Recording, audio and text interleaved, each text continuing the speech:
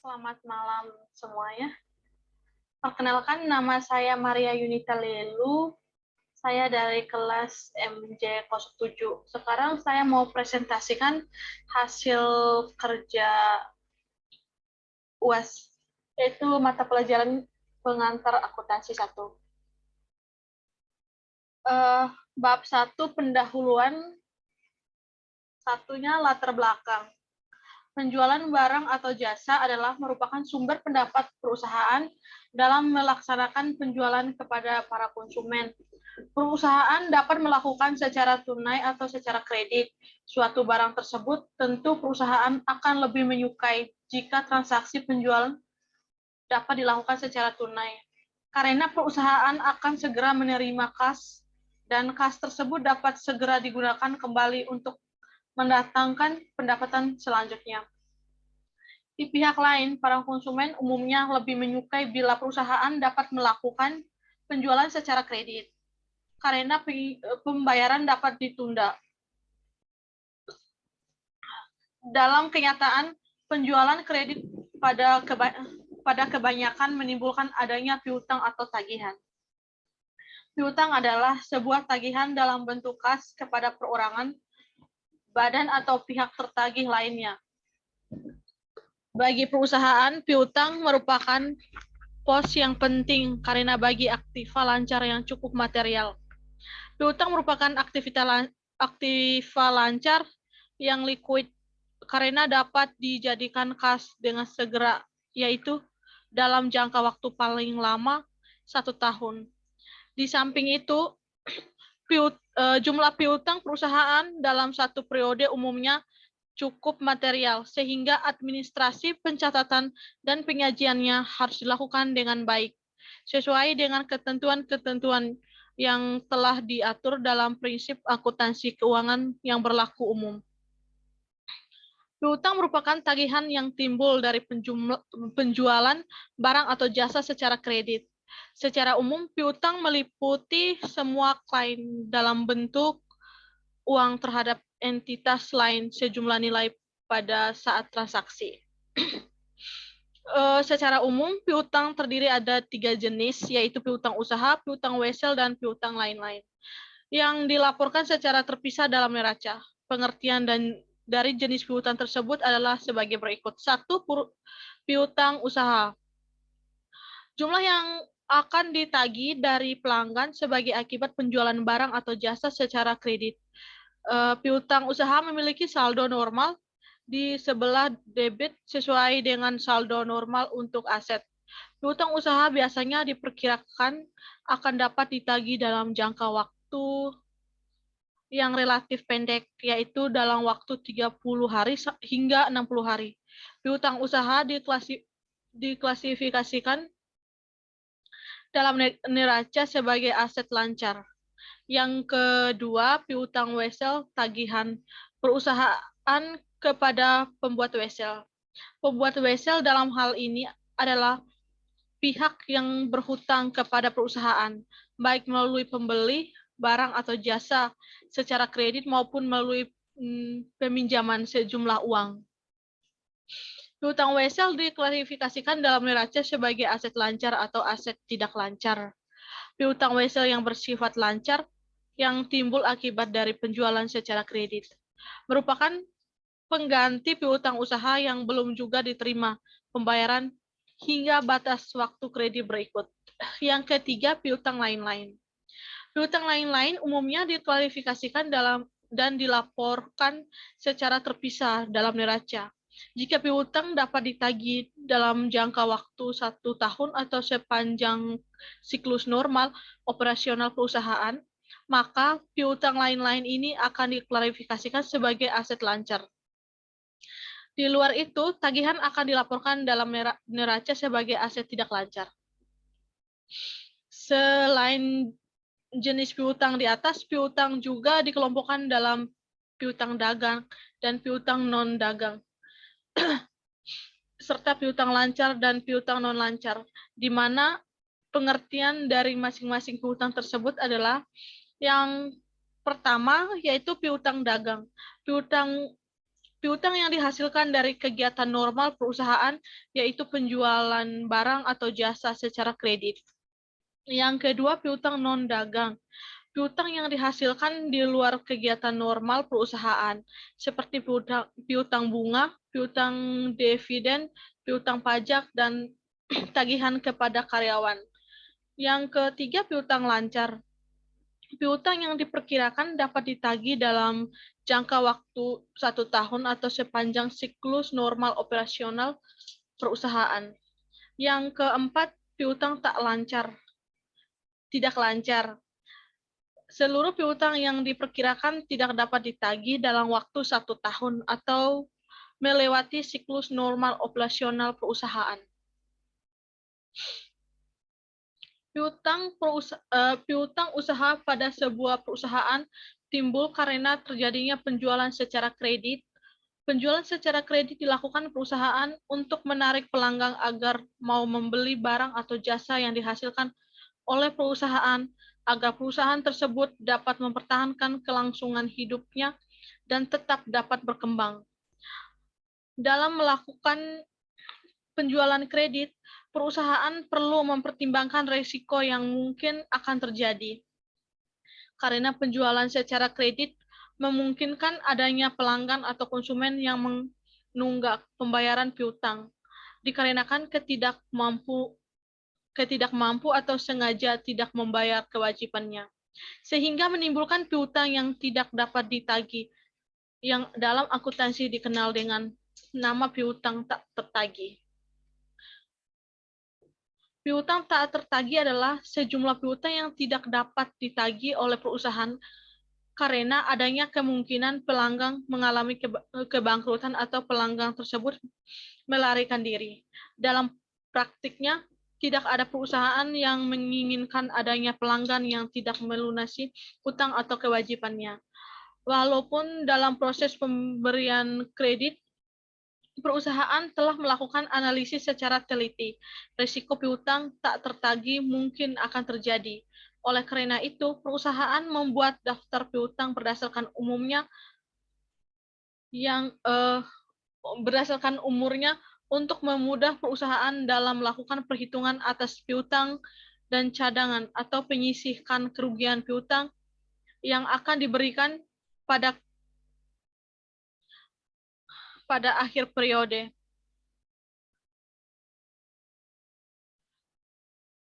Piutang tak tertagih akan berpengaruh terhadap laba operasional, di mana semakin besar biaya yang disisih, maka semakin sedikit laba yang akan didapatkan.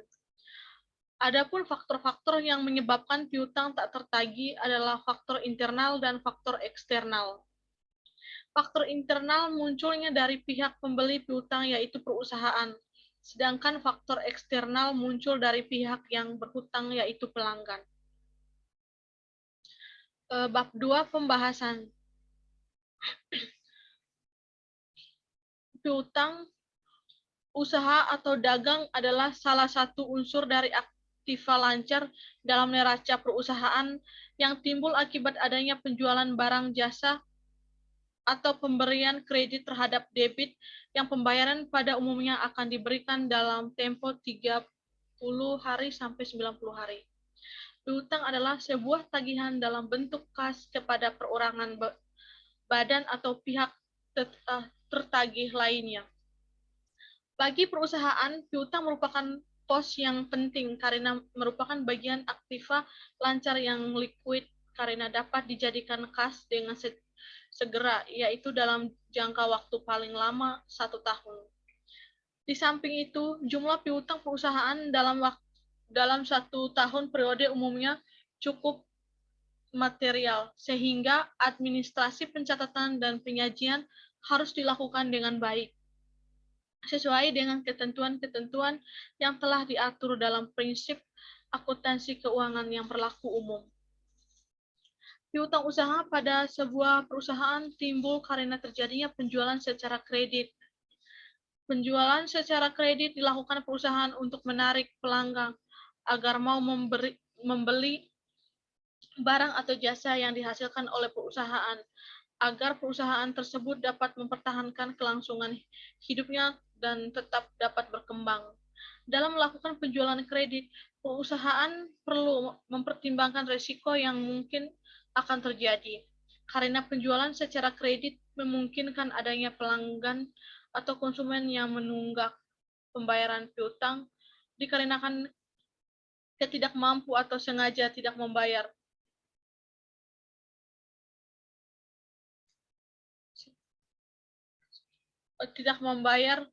Kewajibannya, sehingga menimbulkan piutang yang tidak dapat ditagih, yang dalam akuntansi dikenal dengan nama piutang tak tertagih. Jenis-jenis piutang. Secara umum, piutang terdiri dari 3 jenis, yaitu piutang usaha, piutang wesel, dan piutang lain-lain, yang dilaporkan secara terpisah dalam neraca. Pengertian dari jenis piutang tersebut adalah sebagai berikut. Yang pertama, piutang usaha. Jumlah yang akan ditagih dari pelanggan sebagai akibat penjualan barang atau jasa secara kredit. Piutang usaha memiliki saldo normal di sebelah debit sesuai dengan saldo normal untuk aset. Piutang usaha biasanya diperkirakan akan dapat tagihan dalam jangka waktu yang relatif pendek, yaitu dalam waktu 30 hari hingga 60 hari. Piutang usaha diklarifikasikan dalam neraca sebagai aset lancar. Yang kedua, piutang WC. Tagihan perusahaan kepada pembayar wesel. Pembuatan wesel dalam hal ini adalah pihak yang berhutang kepada perusahaan, baik melalui pembeli barang atau jasa secara kredit maupun melalui peminjaman sejumlah uang. Piutang wesel diklarifikasikan dalam neraca sebagai aset lancar atau aset tidak lancar. Piutang wesel yang bersifat lancar yaitu timbul akibat dari penjualan secara kredit, merupakan pengganti piutang usaha yang belum juga diterima pembayaran hingga batas waktu kredit berakhir. Yang ketiga, piutang lain-lain. Piutang lain-lain umumnya diklarifikasikan dan dilaporkan secara terpisah dalam neraca. Jika piutang dapat ditagih dalam jangka waktu 1 tahun ataupun sepanjang siklus normal operasional perusahaan, maka piutang lain-lain ini akan diklarifikasi sebagai aset lancar. Di luar itu, tagihan akan dilaporkan dalam neraca sebagai aset tidak lancar. Selain jenis piutang di atas, piutang juga dikelompokkan dalam piutang dagang dan piutang non-dagang, serta piutang lancar dan piutang non-lancar.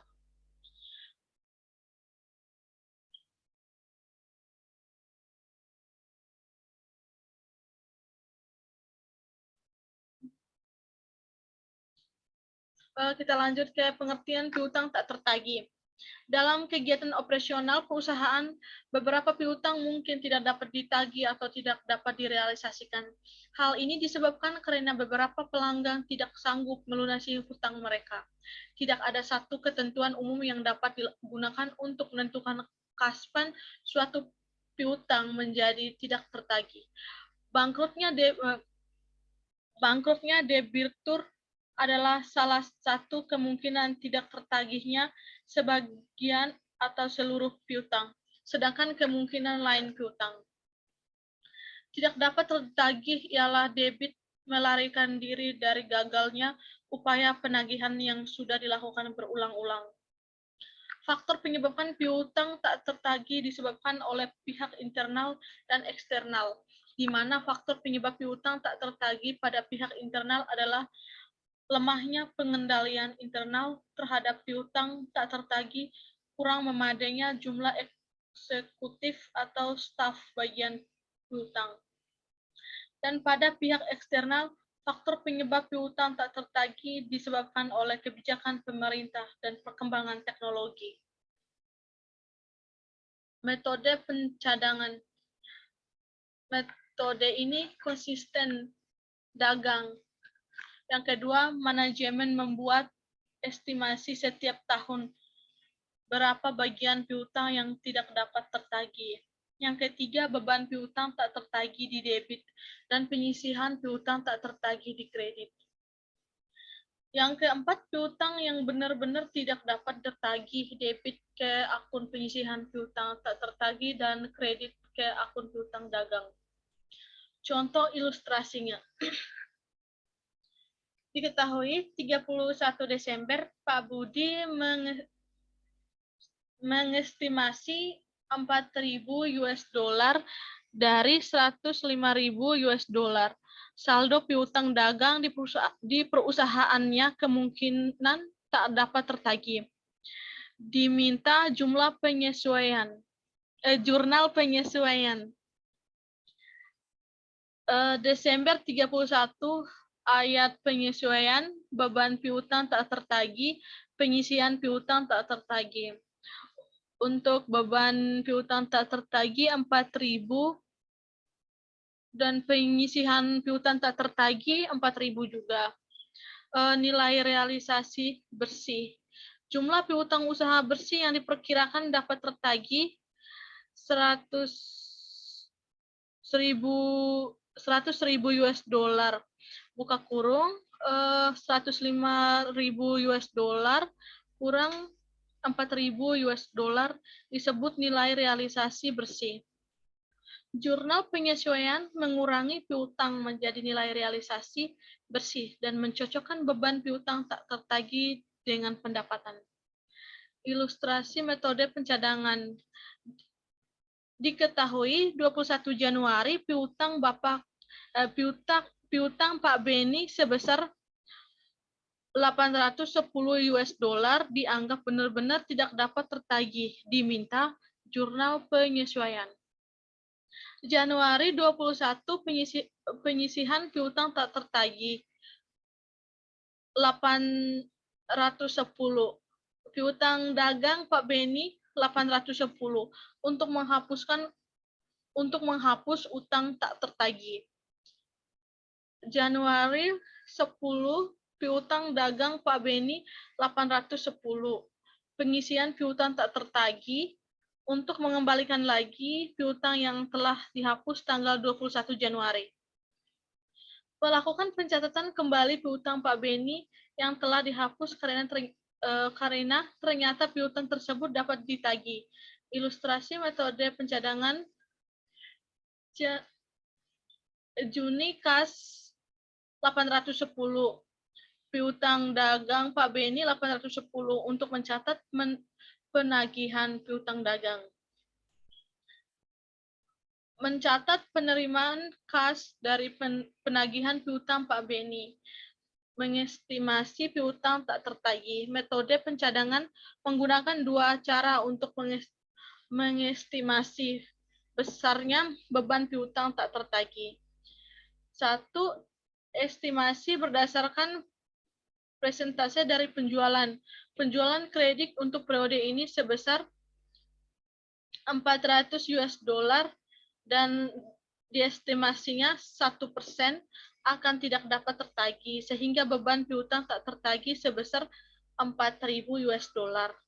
Desember 31, ayat penyesuaian, beban piutang tak tertagih 4.000, pengisian piutang tak tertagih 4.000.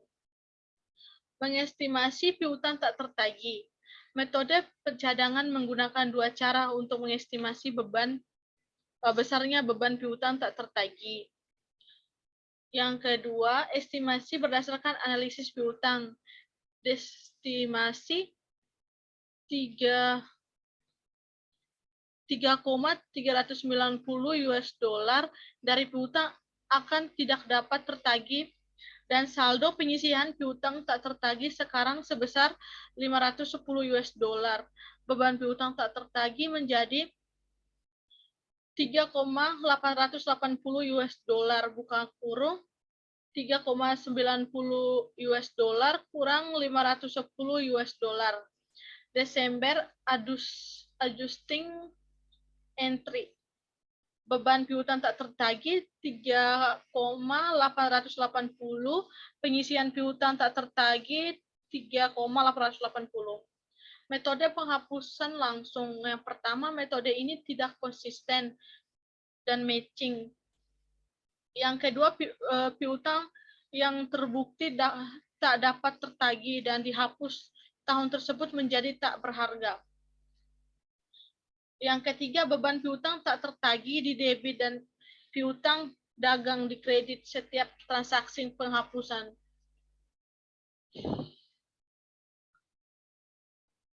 Ilustrasi transaksi piutang tak tertagih, metode penghapusan langsung.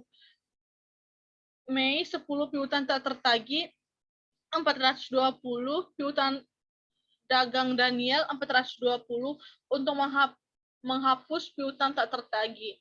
10 Mei piutang Daniel ditetapkan tidak dapat tertagih. Saldo sebesar 420 US dollar dihapus dari pencatatan.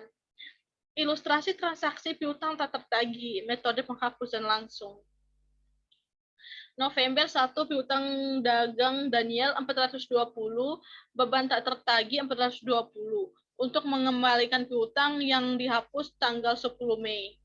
Jurnal pertama 1 November Daniel memberi cek sebesar 420 US dollar untuk pembayaran piutangnya.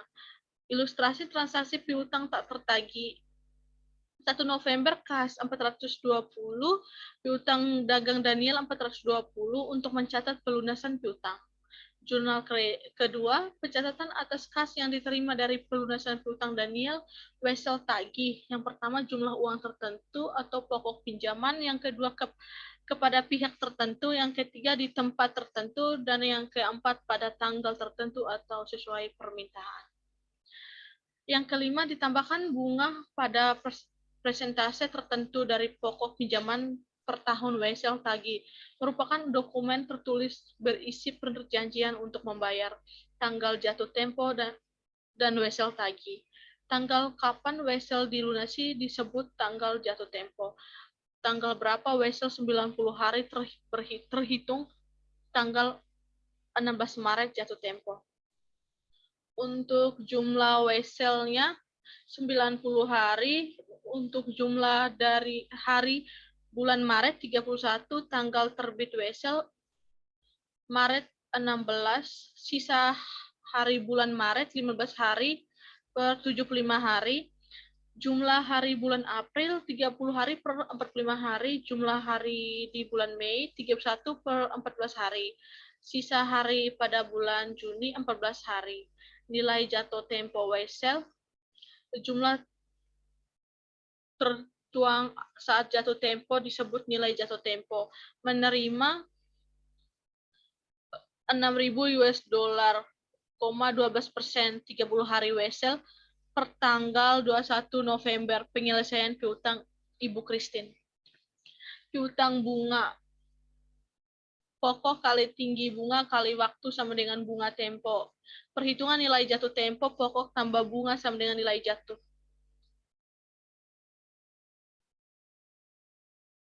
6.000 US dollar kali 12% kali 30 per 360 sama dengan 60 US dollar. Ilustrasi transaksi wesel. November 21 wesel tagih 600 menerima 30 hari 12% wesel 600 terhitung tanggal 21 November 2016. Wesel senilai 6.000 US dollar 30 hari per 12% per tanggal 21 November diterima dari Ibu Christine untuk penjualan barang. Ilustrasi transaksi wesel tagih. Desember 21 kas 60.000, wesel tagih 600.000, wesel dan pendapatan bunga 60.000, penerima pokok bunga dari wesel yang jatuh tempo. 21 Desember saat wesel jatuh tempo, perusahaan menerima 6.600 US dollar dari Ibu Christine.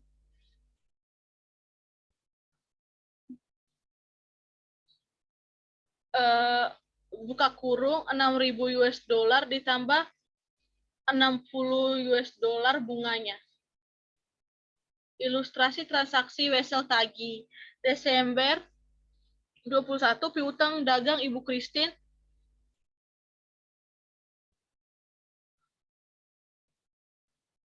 piutang dagang Ibu Christine 60.000. Wesel tagih 60.000. Pendapatan bunga 60.000 untuk mencatat wesel dan bunga yang tidak dibayar. Jika Ibu Christine gagal membayar wesel pada tanggal jatuh tempo, dianggap sebagai dishonored not wesel beserta bunga di transaksi ke piutang pelanggan.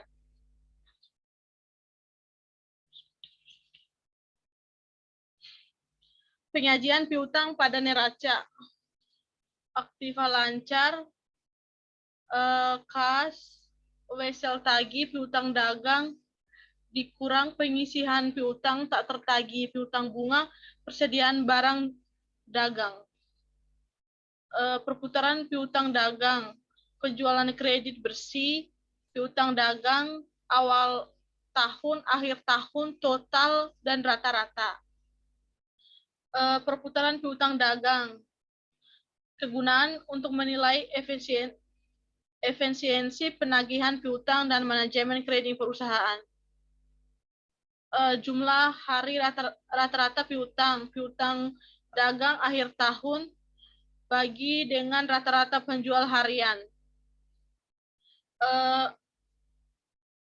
1.220 US dollar bagi dengan 36 juta US dollar tambah 365 hari sama dengan 12,4 hari. Kegunaan untuk menilai efisiensi penagihan piutang dan manajemen kredit perusahaan. Referensi. Terima kasih.